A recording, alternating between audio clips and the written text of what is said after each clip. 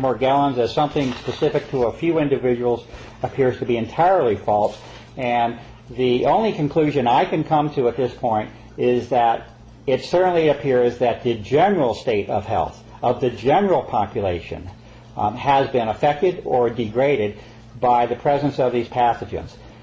The next important point that needs to be made is the connection with the aerosol issue. From one perspective, a person could simply examine the so-called Morgellons condition, and you have a field day in itself in terms of trying to explain what it is that you're seeing. That's a valid subject in itself, which deserves a whole lot more attention than it's received thus far. But unfortunately, there has been the linking by direct physical evidence of the so-called Morgellons condition with airborne samples that now have a history extending back 10 years. In particular, a set of samples that was sent to the United States Environmental Protection Agency at the beginning of my work, close to being 1999 or 2000, and the subsequent refusal of the United States Environmental Protection Agency to identify that material. If you now look at the microscopic level, very high magnification, you will find a direct parallel in form, structure, and size between that very sample that the EPA refused to identify.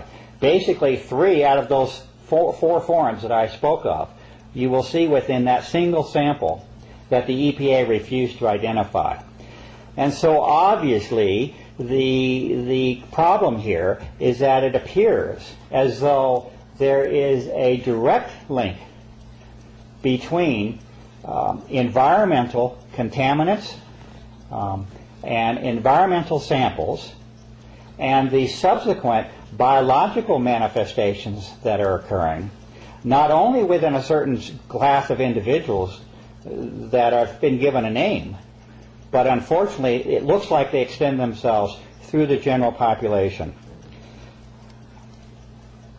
I'm going to pass right now this subject over to Dr. Scott to give her time for her thoughts, and then at the end we'll come back for a couple of minutes. And also I wanted to mention that I hope that in the future we can have a couple more sessions like this, but I wanted to open the door and at least get some general information out there, because there's actually indications that even the alternative press in some ways is not being, let's say, quite as open in the disclosure of some of the information as I think might be helpful to us.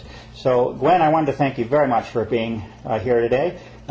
This time we're both under the camera. Last time we did some work with just you under the camera. Sure. But I wanted to thank you for being here and give you a few minutes to give some of your thoughts on this issue, and thank you very much. Well, I have to thank you, and I think every human on this planet, Clifford, has to thank you. You spent nothing but the last 10 years of your life with nothing coming to you doing this work.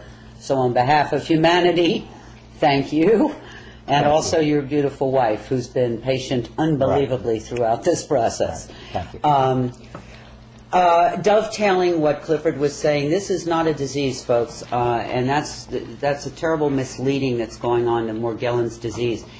I've been working with this, well, it's a network of things for a couple of 3 years now. At first I had no clue what I was working with, using my own body basically as a laboratory. And I began to see that there are a lot of components. Morgellons was just a name put on this because people were demonstrating something through their skin, as Clifford mentioned, which later under the microscope we begin to see very unusual forms. But it is a very compound, complex network of pathogens, organic, inorganic, and all kinds of things. Fibers, we have heavy metals, we have bacterias, funguses, viruses, all kinds of things that seem to be working somehow synergistically, none of them good to the human body and human health. I was able to touch base with one of the people who actually was involved in the design of some of this, and I think at the time he thought he was doing his country some good, and in retrospect now realizes perhaps not, and so he's trying very hard to help anybody who's conscious of what's going on. And he did tell me that most of these pathogens have been genetically altered, so that some your immune system doesn't even know that they're there. They're cloaked.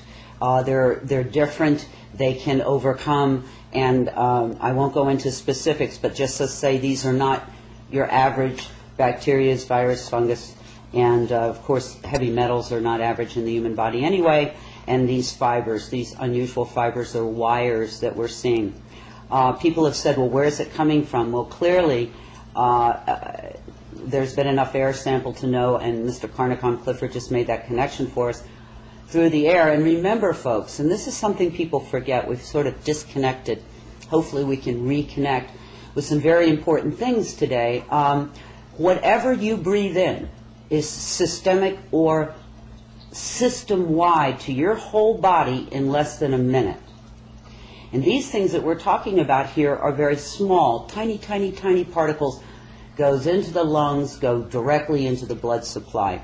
No oversight, nobody knows, this is a slow process of discovery, can be changed on any given day without our permission or knowledge.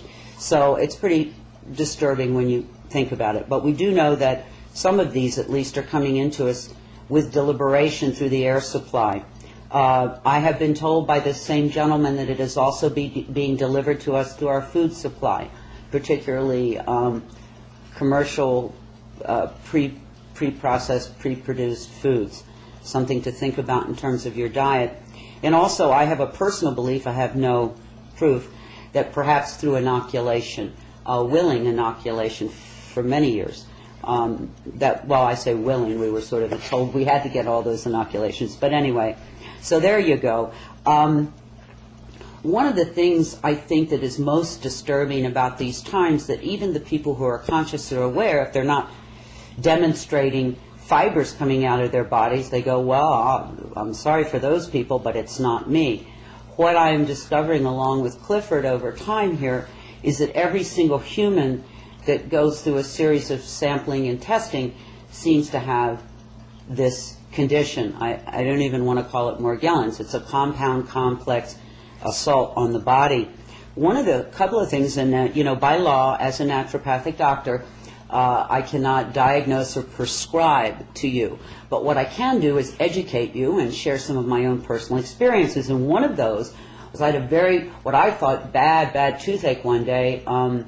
It was so bad I kind of went under the covers and said, help, to the higher kingdom. And it came to me that rinsing my mouth with red wine would help.